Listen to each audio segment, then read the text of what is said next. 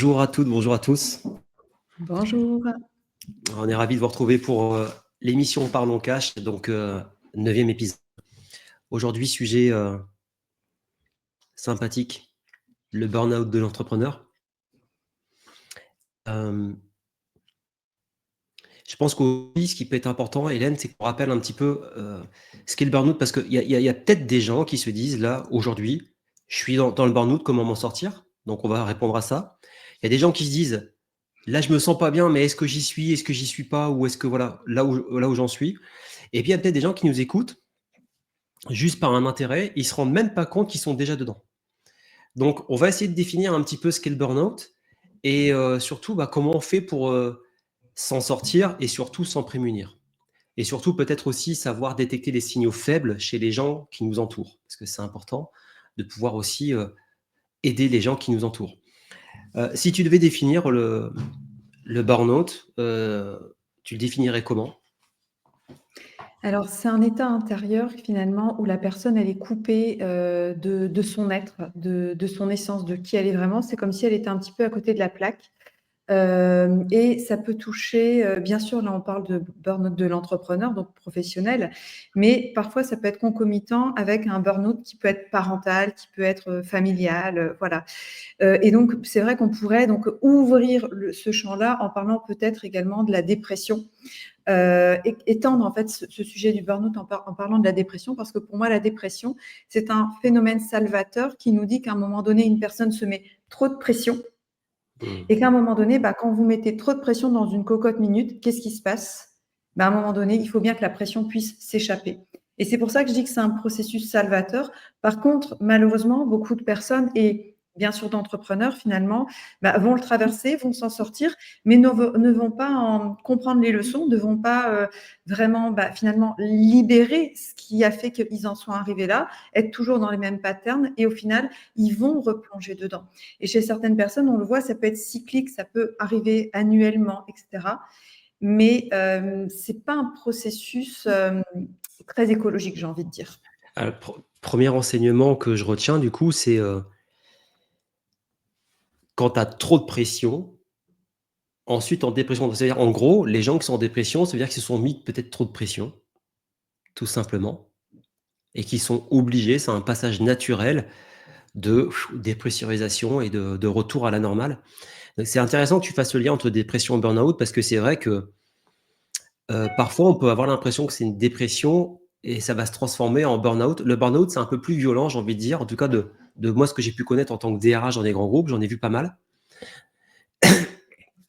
Et souvent, ce que j'entendais de ces cadres, notamment ces cadres supérieurs, parce qu'il faut savoir que maintenant, un, voire même 2 cadres sur 3 sont touchés par le burn-out, c'est que non, mais tu sais, Arnaud, moi, j'ai un mental d'acier. Et c'est comme ça que moi, j'ai envie de le définir, le burn-out, parce que c'est on va dire, la tête, elle tient, hein, la tête tient, le mental tient, mais le corps lâche. Donc, j'ai noté, moi, une phrase qui me plaît bien, c'est le mental résiste, le corps lâche. Et j'avais commencé, moi, à vivre ça. Je me rendais pas compte quand j'étais en burn-out, c'est-à-dire que j'arrivais le matin, à 9 heures du matin, j'étais épuisé. J'étais obligé de me mettre la tête dans les bras pendant 15 minutes pour dire de récupérer.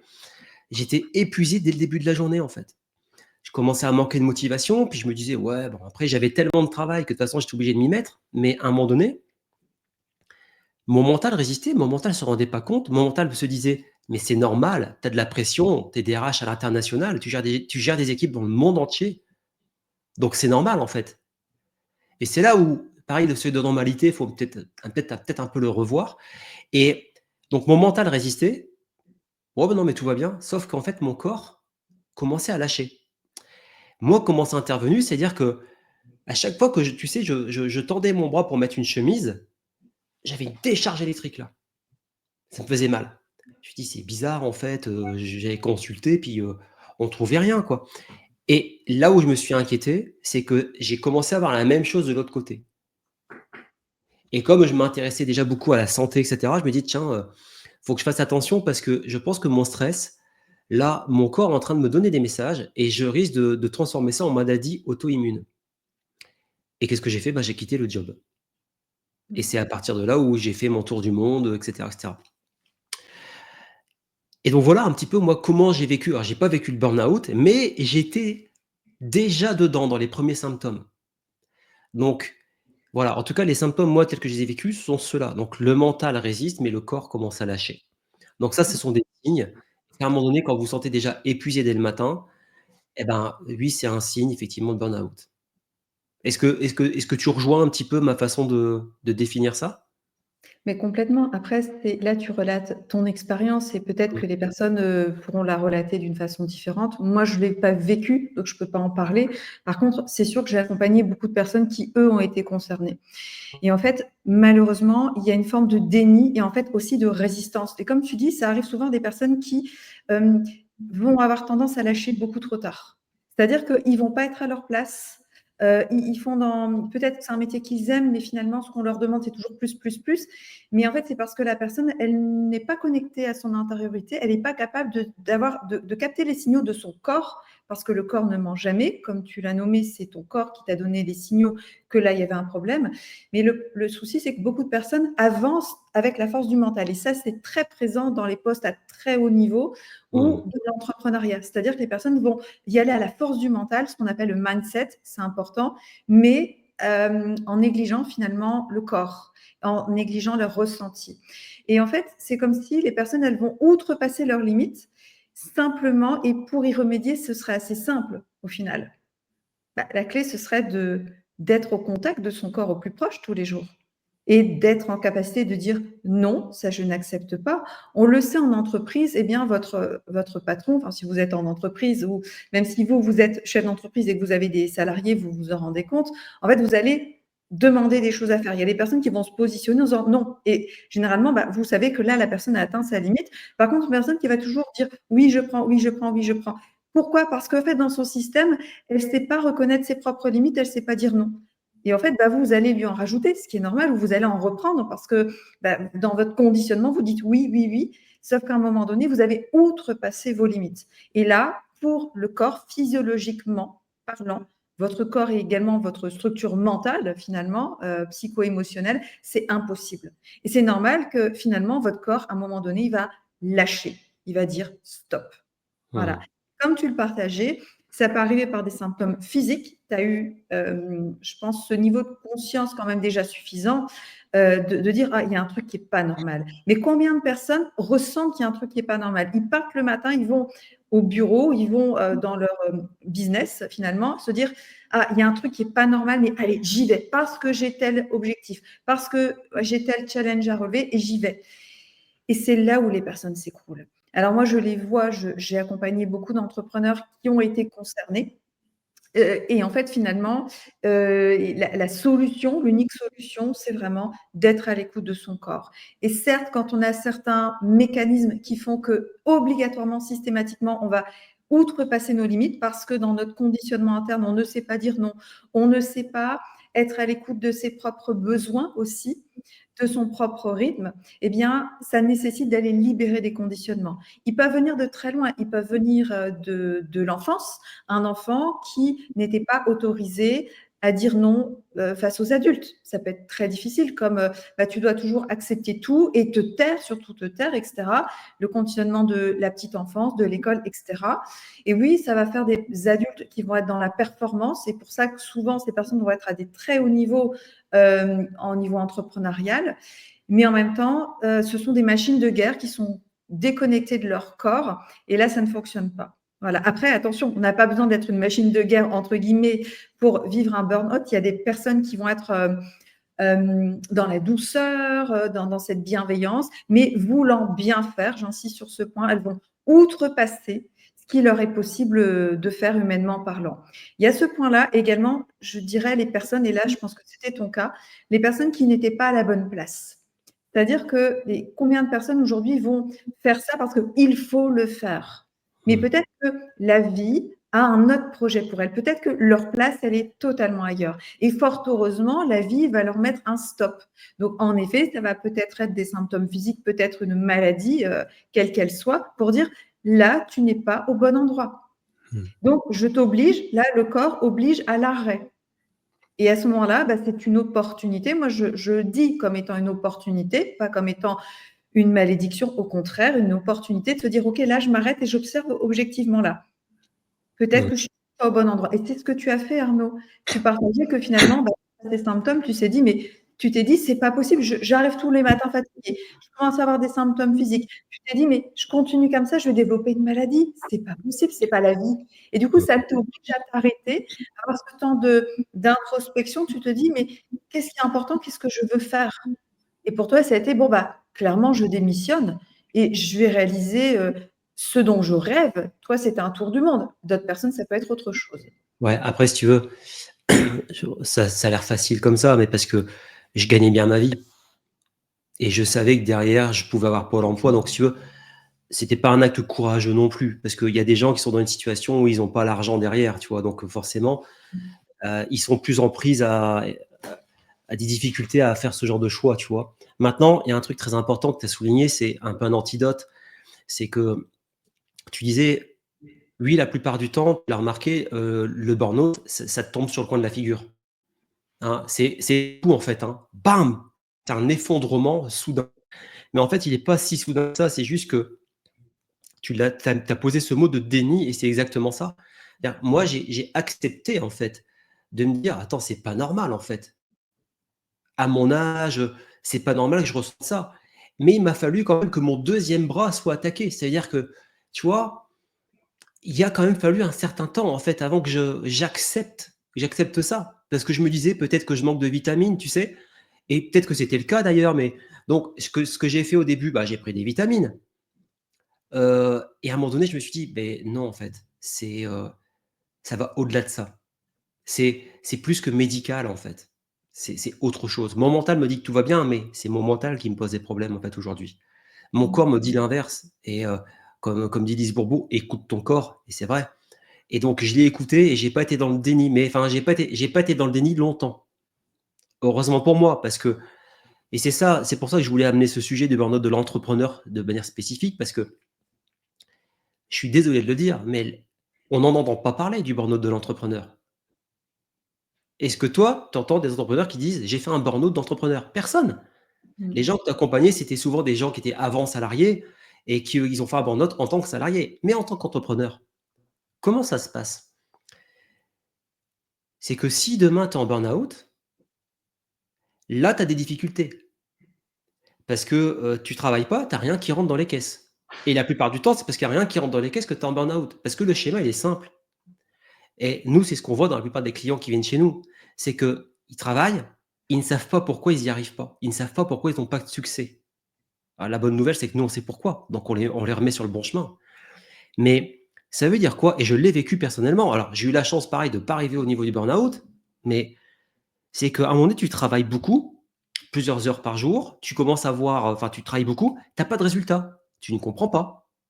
Pourtant, tu es pas moins intelligent ou que les autres, hein, qui réussissent. Donc tu ne comprends pas. Donc tu vois, il y a de la culpabilisation, il y a un tas de choses qui viennent, tu sais, de sentiments négatifs qui se jouent et du coup, qu'est-ce que tu fais? Le premier réflexe d'un entrepreneur, parce qu'un entrepreneur par nature, il y a un ADN de combattant. Parce qu'on dit toujours: «C'est un marathon», mais non, c'est un parcours du combattant l'entrepreneuriat si on veut être réaliste. Donc on va dire un entrepreneur, c'est un combattant. Qu'est-ce qu'il fait? Bah, il combat, il va travailler encore plus. Il va voir de moins en moins sa famille, ses amis et là, il va y avoir des dommages collatéraux, peut-être des divorces, peut-être que les enfants, vont commencer à poser des problèmes parce que, bah, ils voient plus leurs parents, ils n'ont plus de temps de qualité avec eux et là, c'est encore pire parce que quand on reste encore plus dans l'échec, parce qu'on n'a pas compris la leçon, on reste dans l'échec, mais encore plus, on dit: «Oh, j'ai travaillé encore plus et je suis encore plus dans l'échec et en plus, j'ai des dommages collatéraux» et là, bam! Effondrement et là, c'est une catastrophe parce qu'il y a de la honte. Il y a de la culpabilisation, mais puissance 10. Et puis, il y a pas le système aussi que tu peux être en arrêt maladie pendant X temps quand tu es entrepreneur. Ça fonctionne pas comme ça. Donc, l'enjeu est différent. Et c'est pour ça qu'on n'en entend pas parler. Parce qu'il y a une sorte de honte, on n'a pas le droit de. Et donc, la bonne nouvelle, c'est que bah, pour éviter ça, bah, effectivement, il faut être en connexion avec soi. Parce que pour ne pas être dans le déni, il faut être en connexion avec soi. Et, Et comment on y arrive? Ben, à un moment donné, si on se rend compte qu'on travaille beaucoup, qu'on n'y arrive pas, bah, c'est juste que les méthodes qu'on utilise ne fonctionnent pas. Et on va aller au-delà de ça. C'est ce qu'on fait avec Alliance 5D. On sait très bien que les stratégies marketing, c'est bien gentil. Il faut les connaître, les lois universelles du business, j'arrête pas d'en parler. Il faut les maîtriser, les connaître et les appliquer. Mais t'as beau les connaître, les maîtriser, les appliquer, si tu les appliques avec ton personnage, c'est-à-dire ta part blessée, c'est-à-dire qu'avec une vibration négative, il n'y a aucun résultat positif qui peut en découler. Parce que le point de départ, c'est toi, c'est ta vibration, c'est ce que tu envoies. Mais si ce que tu envoies par nature, il tombe directement dans tes chaussettes, il va aller jamais atteindre la lune. Donc la seule manière de ne pas être en burn-out quand on est entrepreneur, ben, c'est de prendre soin de sa vibration, prendre soin de soi, se reconnecter à soi, se reconnecter à son corps, savoir détecter les signaux faibles. Et je pense que toutes les personnes que tu as accompagnées, bah, c'est exactement ce que tu as fait avec eux. Tu C'est vois? ça, oui. C'est Voilà pourquoi c'est plus difficile pour un entrepreneur. Parce que les conséquences sont psychologiques plus importantes et financières beaucoup plus importantes également. ouais. C'est-à-dire qu'après, se remettre à cheval, une fois qu'on est tombé de ça, c'est très compliqué. Mmh. Je sais Ouais. pas ce je sais pas ce que vous en pensez, n'hésitez pas dans le chat à noter vos questions, vos remarques et cetera. Mmh. Peut-être que Je crois vous que vous tu soulèves sentez, un point super important, Arnaud, vraiment, ouais. par rapport à la spécificité, de l'entrepreneuriat. Parce que j'ai accompagné une cliente il y a pas si longtemps que ça qui était concernée, qui est entrepreneur. Et Mmh. justement, quand on est salarié, quand vraiment le corps il lâche, là on se dit: «Bon ben, je m'arrête». C'est-à-dire qu'on peut encore s'arrêter assez vite. Par contre, les entrepreneurs vont avoir tendance à pousser encore plus loin parce que justement, il y a pas ce fameux arrêt maladie. Il y a pas, ben, enfin, il est à souhaiter que l'entrepreneur ait quand même une équipe avec lui, mais s'il est seul, c'est une catastrophe. Ça veut dire que là, clairement, il dépose le bilan. Ça veut dire ça. Donc, par contre, pour les grosses entreprises, les gros chefs d'entreprise qui ont des équipes, bah, l'entreprise peut continuer à tourner.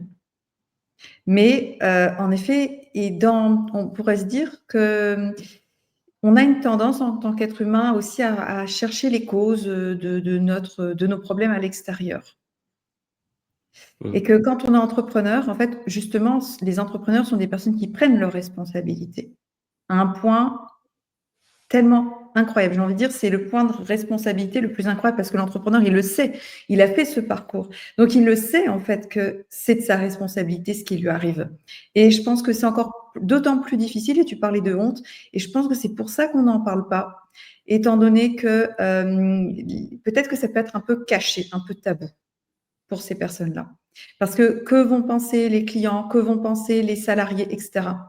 Et je vous rappelle, un entrepreneur qui est seul, peut-être qu'il dépose simplement le bilan à ce moment-là.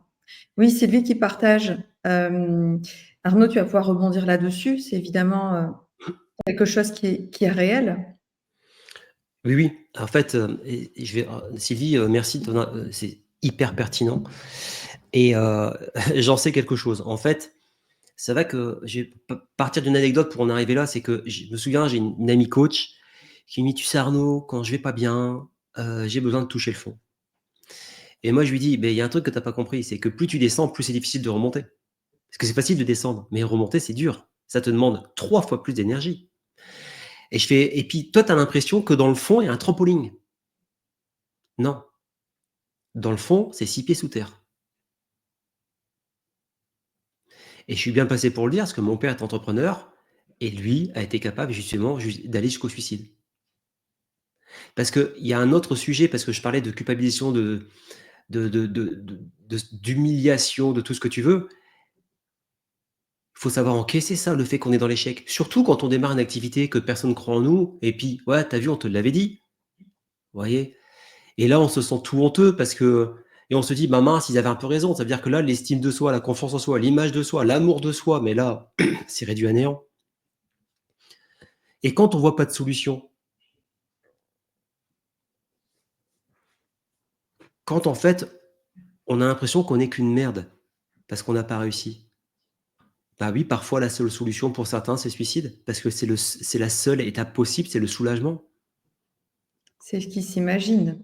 c'est bien évidemment, OK. c'est pas la vraie solution parce que Ouais. toi et moi, on est excusez-moi, toi et moi, on est bien placés parce qu'on accompagne tellement de gens. On est bien placés pour savoir qu'on peut avoir une personne complètement dépressive en état de suicide et qu'en un claquement de doigts, on arrive à la faire basculer de l'autre côté Mmh. et qu'elle se dise: «J'ai jamais eu une vie aussi belle, aussi fantastique et cetera, j'aurais jamais cru que».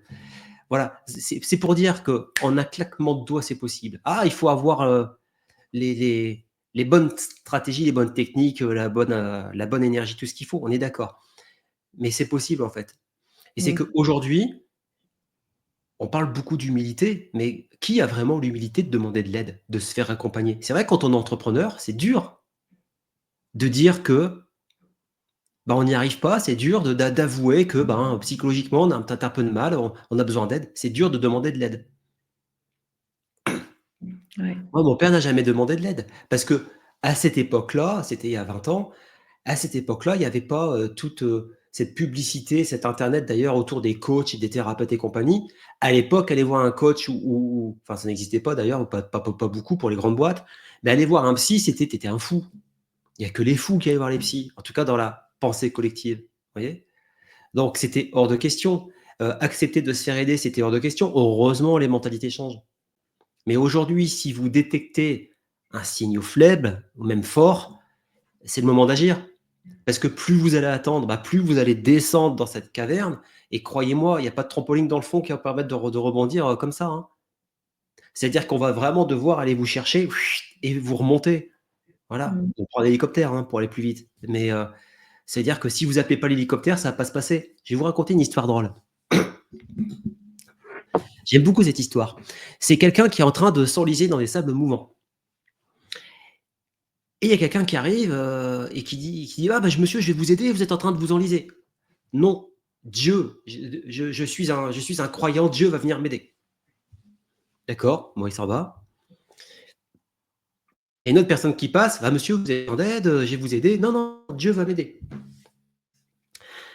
Et une troisième qui passe, pareil, il refuse son aide. Il s'enlise, il décède. Il arrive devant Dieu et puis, il lui dit, «Bah, je comprends pas Dieu Seigneur, je vous ai loué toute ma vie, et cetera. Je vous ai demandé de l'aide, vous êtes jamais». Il lui répond: «Beh, je t'ai envoyé 3 personnes en fait. Je t'ai envoyé 3 personnes. Donc il faut avoir l'humilité de demander de l'aide, mais il faut aussi savoir, où la demander cette aide, hein. Il faut pas prendre n'importe qui, n'importe quoi, n'importe comment. Donc voilà, la morale de l'histoire, elle est là. Il faut savoir demander de l'aide, il faut savoir bien se faire accompagner. Aujourd'hui, nous, on accompagne tous nos clients avec la multidimensionnalité. C'est pour ça qu'on s'appelle Alliance 5D, avec l'ensemble des dimensions. On n'est pas que dans le business pur, bien évidemment. Moi, je suis coach business, donc toutes les stratégies vente, marketing, je forme à la vente, je forme au marketing, à réaliser des offres irrésistibles, ce que vous voulez. Pas de difficulté. Sauf qu'on va aller chercher la dimension énergétique et spirituelle. Et qu'aujourd'hui, en fait, de manière simultanée, on est dans notre business, mais on travaille sur nos différents blocages.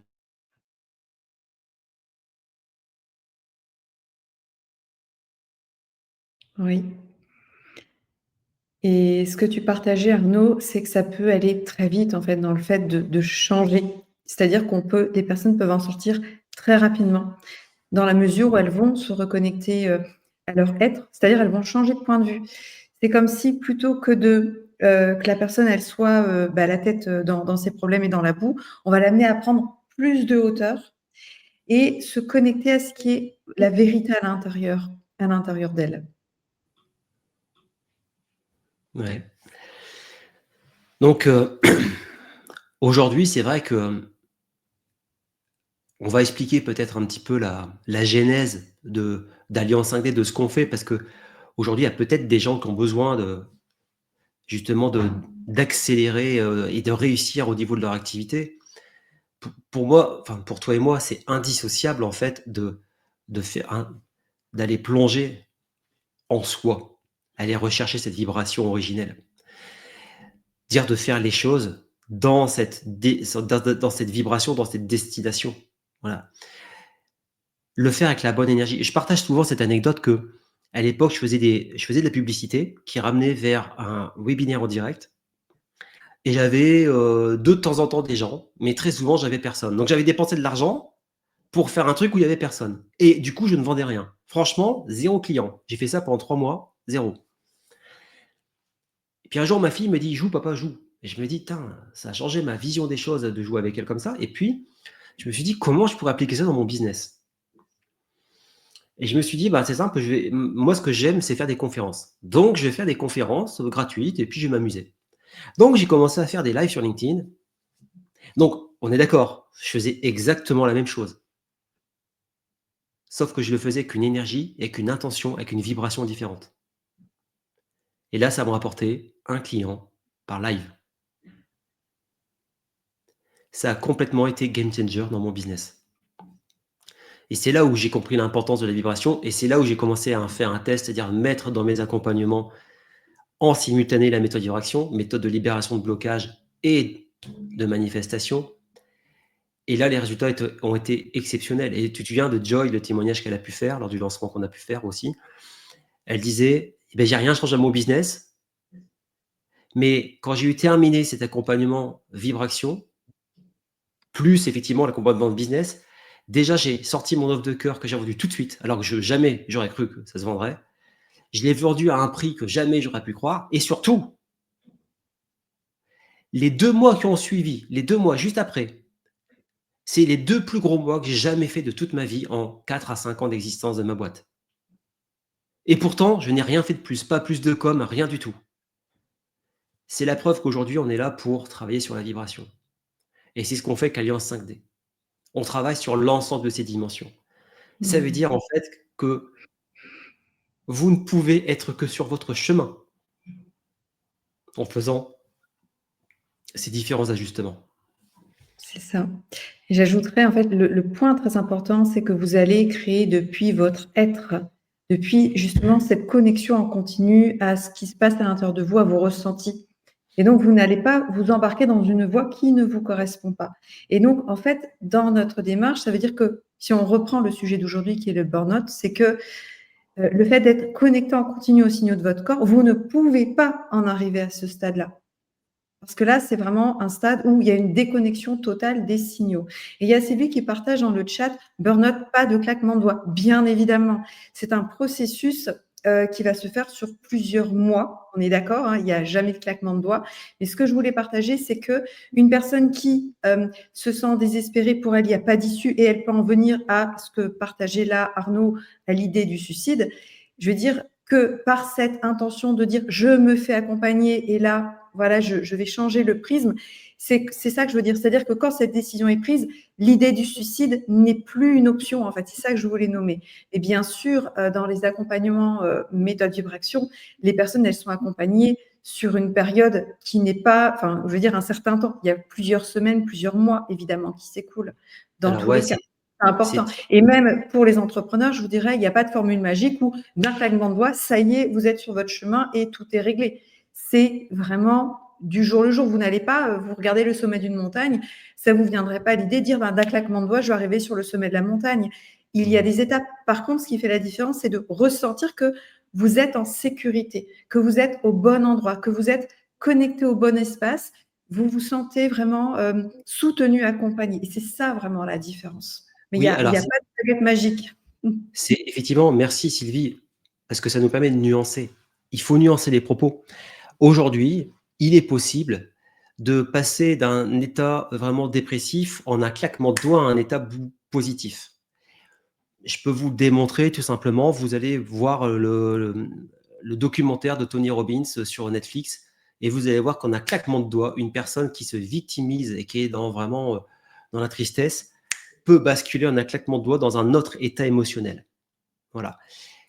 Mais c'est pas parce qu'on bascule dans un autre état émotionnel, c'est-à-dire que par exemple, une personne qui est dans le niveau du burn-out intense, qui pense au suicide, on peut en un claquement de doigts la faire basculer sur autre chose. Tout simplement parce que où on oriente notre attention, on prend l'expansion. Ça veut dire que si tu prends une lampe torche et que tu éclaires cette partie-là de toi que tu n'aimes pas, donc elle grossit, elle ne fait que s'amplifier. Mais moi, ce que je vais faire, c'est que je vais prendre ta torche et boum, et je vais la mettre de l'autre côté. Et là, tu vas dire: «Oh punaise, j'avais pas vu, c'est magnifique». C'est pas pour autant que tu atteins le magnifique, mais tu le vois, tu l'entrevois. Donc tu as l'espoir. Parce qu'en fait, ce qui caractérise les gens qui sont en burn-out et dépression, c'est qu'ils n'ont plus d'espoir. Mmh. Donc c'est ça ce claquement de doigts. On peut basculer, mais oui, le Oui. chemin, bah, il faut le parcourir. Oui, par contre, ça ne change rien. En fait, là, Arnaud parle de je vais mettre le focus sur il y a pas que ça, c'est-à-dire que plutôt que d'avoir la tête que là, dans, ce qui est limitant, dans ce qui pose problème à l'instant T, c'est-à-dire je vais prendre cette hauteur et je vais voir qu'il y a autre chose. En effet, il y a aussi des belles choses. Mais c'est pas Ça, ça qui permet, de libérer et de solutionner cette histoire. exactement. D'accord? C'est pour ça que là, c'est un processus qui va prendre plusieurs semaines. Voilà. Parce qu'il faut aller à la rencontre de ça. Il ne s'agit pas d'être dans le déni. Ici, dans la proposition, c'est absolument, mais complètement le contraire. C'est d'être en vérité avec ce qui est là et de pouvoir aller faire le vrai travail de libération. Et donc on peut